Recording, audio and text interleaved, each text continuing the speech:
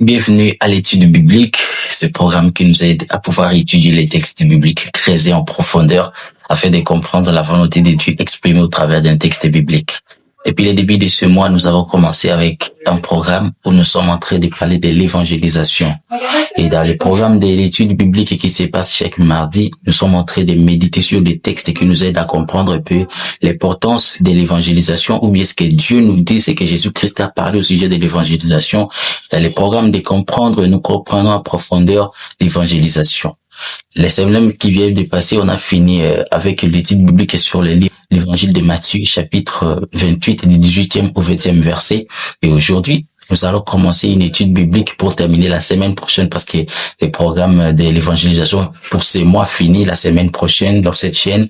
Alors, nous allons méditer, faire une étude biblique aujourd'hui sur les livres de l'épître d'Épître aux Romains, chapitre 6, verset 23, que nous allons faire une étude biblique aujourd'hui. Et comme vous savez, aujourd'hui, on va faire d'abord l'observation. On va observer et je vous assure, l'observation d'aujourd'hui sera exceptionnelle parce qu'on va toucher même dans les moindres des détails pour comprendre en profondeur qu'est-ce qu'apôtre Paul voulait exprimer, qu'est-ce qu'il voulait communiquer aux Romains en écrivant cet épître. Alors, nous allons méditer aujourd'hui, nous allons commencer aujourd'hui avec l'étude biblique pour faire l'observation de Romains 6, 23. Alors, nous allons lire et je vous assure aujourd'hui, ça sera tellement différent. Nous allons lire Romains 6, 23. La Bible dit, car les salaires du péché, c'est la mort, mais les dons gratuits de Dieu, c'est la vie éternelle en Jésus-Christ et notre Seigneur. Alors ici, c'est un texte que nous connaissons tous, c'est l'apôtre Paul qui a écrit ce texte et il a écrit aux Romains. Et puis, à développant, nous allons comprendre aussi pendant l'observation quand est-ce que ça a été écrit et où ça a été écrit. Nous allons vraiment connaître un peu à profondeur.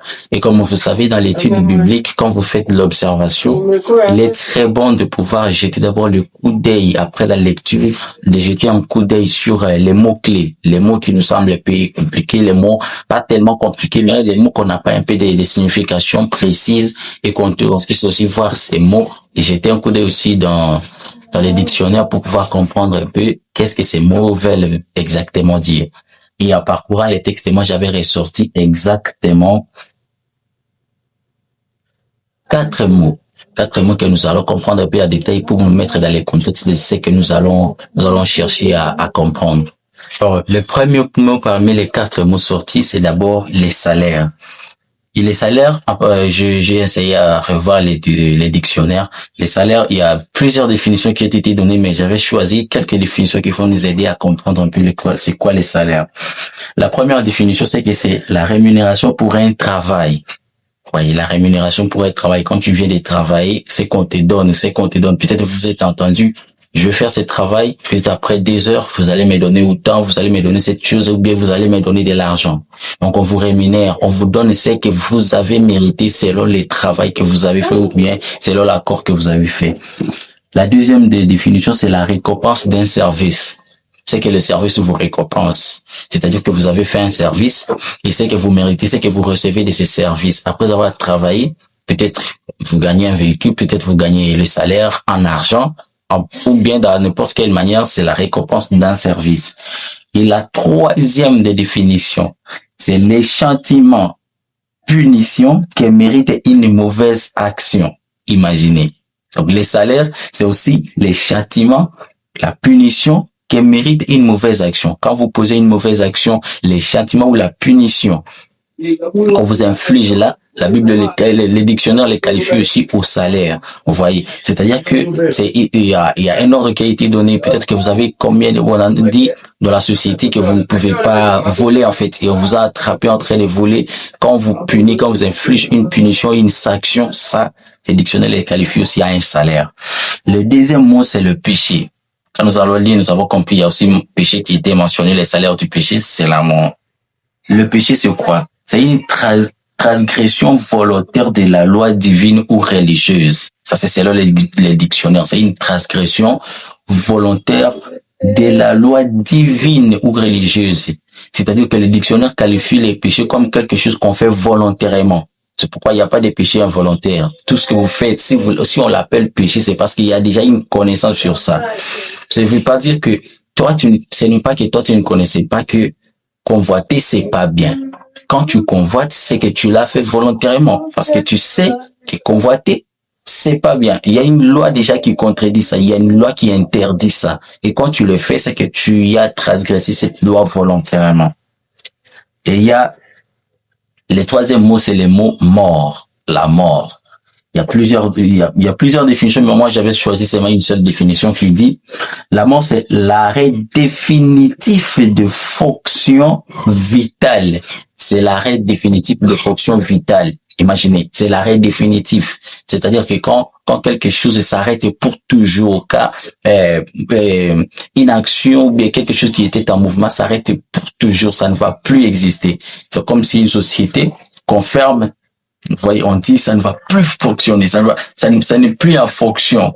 Vous voyez, c'est ça que la Bible, les dictionnaires parlent comme définit la mort. Il y a le dernier mot, c'est le mot don. On a dit, mais les dons gratuits de Dieu. Il y a don là-bas.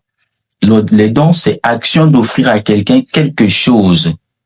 Voyez, de lui en abandonner la propriété ou présent qu'on lui fait ainsi. C'est-à-dire que le fait de donner à quelqu'un quelque chose, de lui en abandonner la propriété, c'est-à-dire quand vous donnez à quelqu'un quelque chose, c'est-à-dire que vous lui laissez la responsabilité de faire de ça ce qu'il veut. Vous laissez la responsabilité, il commence à gérer ça. Vous voyez. Donc ce sont là les 4 mots que on pourrait ressortir comme des mots clés, comme des mots difficiles. Parce que dans l'observation, il faut ressortir aussi ces mots, c'est très important. Alors, passons aux 6 questions de l'observation. C'est aussi question de l'observation. La première question, c'est qui? Et aujourd'hui, nous allons voir un peu approfondir au-delà de ce qu'on a fait depuis ici. Ici, dans la question qui, on cherche les acteurs. Et parmi les acteurs, on a besoin de connaître qui parle, de qui parle-t-on et à qui on parle. Vous voyez. Donc, on va comprendre qui parle, de qui on parle et à qui on parle. Et qui parle, c'est l'apôtre Paul, inspiré par le Saint-Esprit. C'est l'apôtre Paul qui parle dans ce texte. Vous voyez, c'est l'apôtre Paul qui est en train de parler aux Romains, aux chrétiens des Romains. Il est en train de leur parler, inspiré par le Saint-Esprit, comme la Bible dit dans 2 Timothée, que toute écriture est inspirée de Dieu. Donc, l'apôtre Paul était inspiré par Dieu, il parlait aux Romains. De qui parle-t-il? De qui parle le texte? Quand l'apôtre Paul est en train de parler dans Romains 6, 23, de qui il parle? Il parle bien sûr de Dieu. Il parle de Dieu comme celui qui donne les dons gratuits, celui qui nous fait ses dons. Comme on a vu dans les dictionnaires, comme on a vu dans les définitions, les dons, il nous donne la propriété. C'est lui qui nous donne les dons gratuits. Les dons qu'il nous fait, c'est Dieu qui nous fait ces dons. Et le péché ici, c'est pas comme, donc on a compris, le péché ici est caractérisé comme est personnifié en fait. Le péché est personnifié comme un employeur qui paye. Vous voyez, c'est-à-dire que le péché est utilisé ici comme celui qui nous paye. Quand on fait un travail, on a parlé du salaire, le salaire du péché. On se s'attaque que le péché est utilisé ici comme un employeur, comme celui qui paye, celui qui doit vous payer.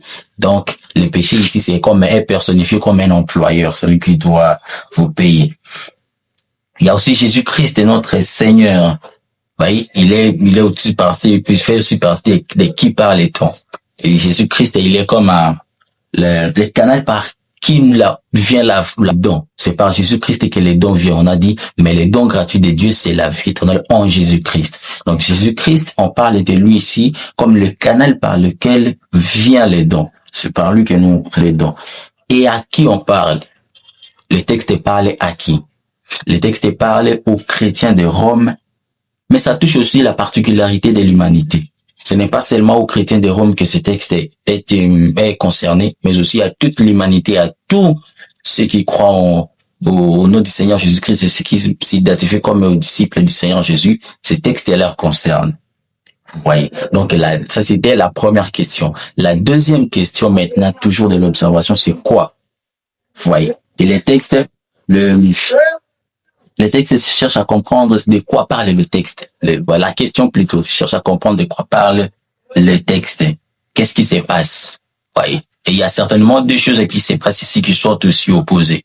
Vous voyez, quand nous avons lu les textes, il y a 2 choses qui se passent. Il y a d'abord le salaire du péché qui est la mort.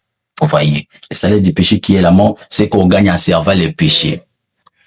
Vous voyez, c'est-à-dire que quand nous sommes en train de servir le péché, quand nous sommes en train de vivre dans une vie de péché, obéir à ce que la chair nous dit, les péchés, quand nous sommes en train de vivre dans le péché, il y a un salaire qui est la mort.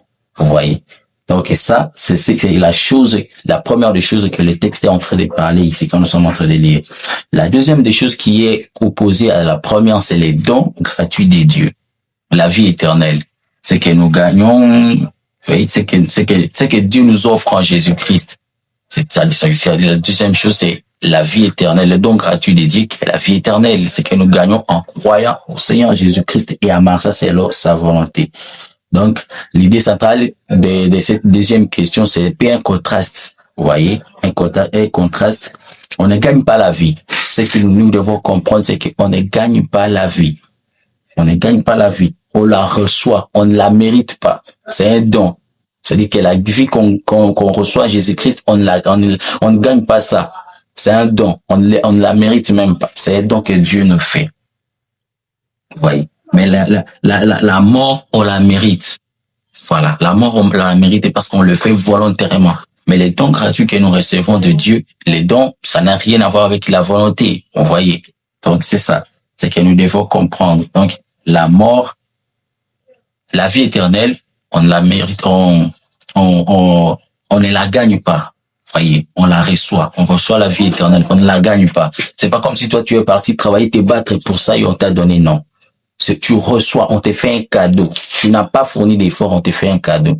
Mais la mort, on la mérite. La mort, on la mérite parce que ça vient de notre propre volonté. Comme on a dit, on a défini le péché comme une action volontaire, une transgression volontaire. Donc, la mort, vous la méritez. Parce que vous avez fait sciemment, volontairement. Mais les dons gratuits de Dieu, la vie éternelle, on ne l'a pas gagné. On a reçu juste un don. La troisième question, c'est où? On veut se connaître où est-ce que tout ceci se déroule. Où est-ce qu'apôtre Paul était en train d'écrire. Oui. Oui. Alors, la question de où ici parle exactement de distance dans l'observation. Où est-ce que le texte a été écrit? Voyez, et où est-ce que toute la vie de ces textes doit se vivre? Oui, c'est ça. Il y a deux choses qui sont là.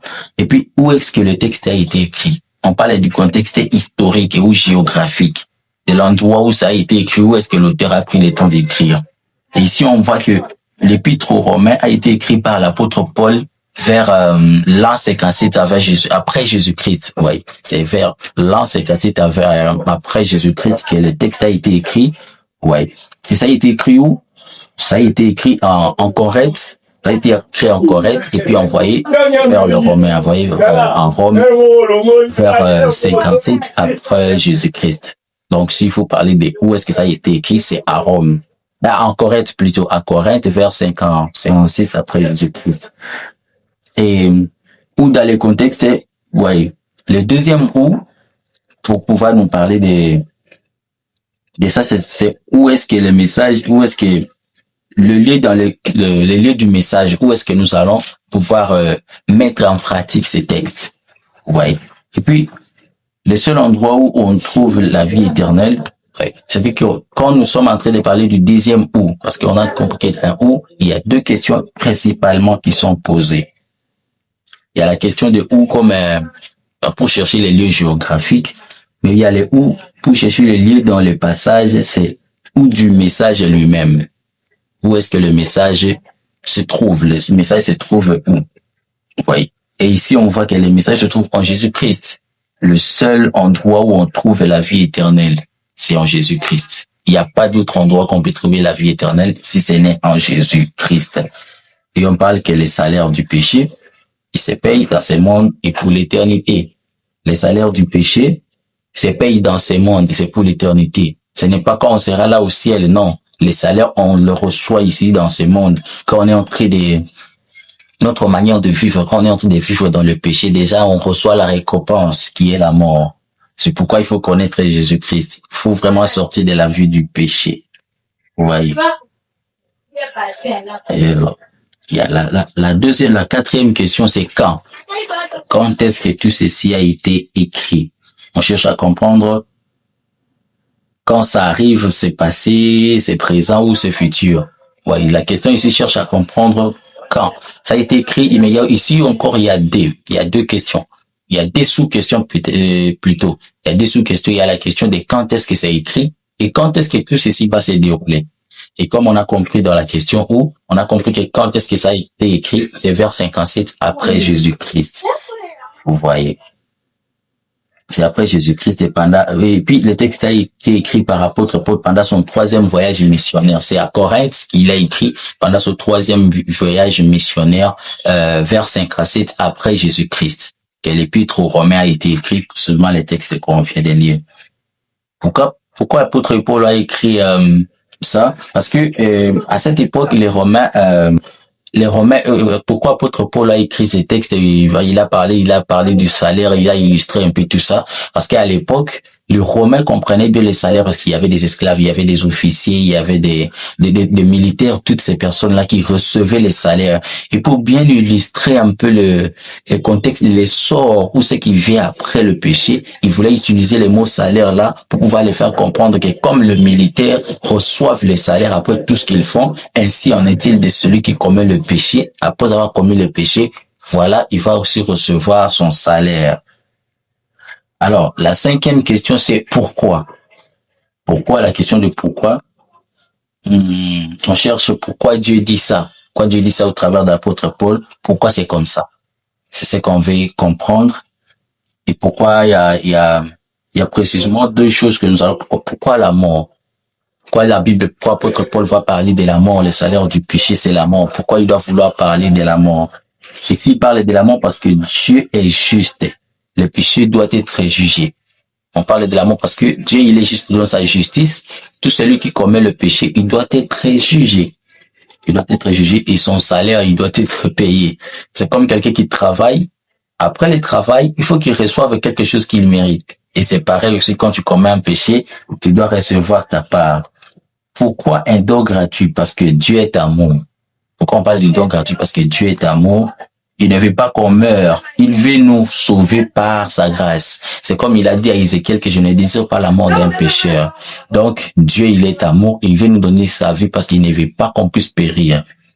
Et la 6e question qui est la dernière, comment? Et la question de comment cherche à comprendre la manière et les processus. Comment on peut recevoir cette vie? Oui, comment on peut recevoir cette vie que la Bible nous dit? Et puis s'il faut répondre à cette question, la manière dont nous devons comprendre, recevoir cette vie éternelle, c'est de croire au Seigneur Jésus-Christ.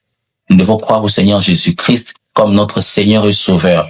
Voyez, comme a dit l'apôtre Paul avec ses assistants, dit à cet officier que crois au Seigneur Jésus-Christ et tu seras sauvé toi et ta famille. Donc la seule et l'unique manière de pouvoir recevoir la vie éternelle, c'est de croire au Seigneur Jésus-Christ et de marcher selon sa parole. On n'a pas besoin de fournir nos efforts. C'est un don gratuit. On n'a pas mérité, c'est un don gratuit et on n'a pas besoin de fournir nos efforts. On a juste besoin de croire au Seigneur Jésus-Christ et de pouvoir bénéficier de cette vie. Alors, aujourd'hui, nous mettons terme ici avec notre observation de Romains 6-23. Le mardi prochain, nous allons voir l'interprétation et l'application comme d'habitude. Et je vous assure, c'est mardi que nous allons mettre fin à cette série d'études bibliques sur qui nous a accompagnés à comprendre un peu pourquoi il était important d'annoncer l'évangile et pourquoi il fallait annoncer l'évangile. Et ce vendredi, nous allons parler de comprendre. On va comprendre un peu la différence entre la sensibilisation et l'évangélisation. Parce qu'aujourd'hui, on veut confondre dans l'église la sensibilisation et l'évangélisation. On fait la sensibilisation, mais on appelle ça l'évangélisation.